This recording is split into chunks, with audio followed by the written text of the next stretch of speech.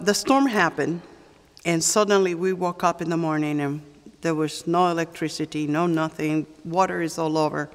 The city comes and says to us, can we turn this into an emergency shelter? And we said, well, we have the lunchtime ministry already going, so we can add it to that.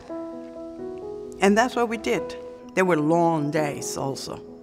I was down here by 7 o'clock, and at 11 I was still here sometimes. This one woman called and she said, hi, my name is Miriam.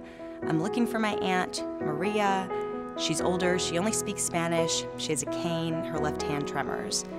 And I don't know where she is in Hoboken. I know you guys have a shelter. So I take down her number, I come back over here and the place is just filled with people. And I look around and don't see anyone that matches this description. And I ask I ask Mark if he's seen anyone, everyone's looking, she's not here. So I start to leave to go back to the office to call her when someone shouts out, wait, look in the corner. And there's this woman sitting there and she's kind of just zoned out and her left hand is trembling. So I go over, I don't speak Spanish, and I said, are you Maria? And she kind of looked at me for a second and I said, your niece, Miriam. And her face just lights up with recognition. And she starts going, Miriam, Miriam. And this flurry of Spanish comes out of her mouth and her eyes are welling up with tears. And my eyes start to well up with tears. There were times when it was overwhelming. Overwhelming about how to be able to provide for the people. The stories that I began to hear about the devastations and what had happened to people. And when you see and you feel,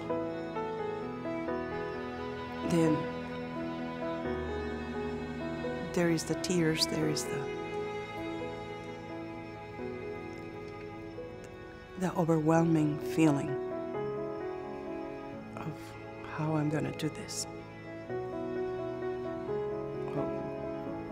Where is my call and what I'm supposed to do?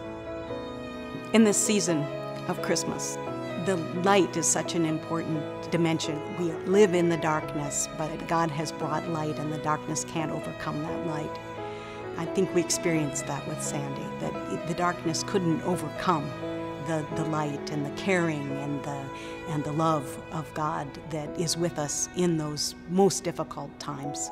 Jesus is always calling to us to be close to Him, to be close to one another. Jesus is already there. We're just following Jesus into those places where we can help, where we can be part of the story, where we can help to embody God's love in those places.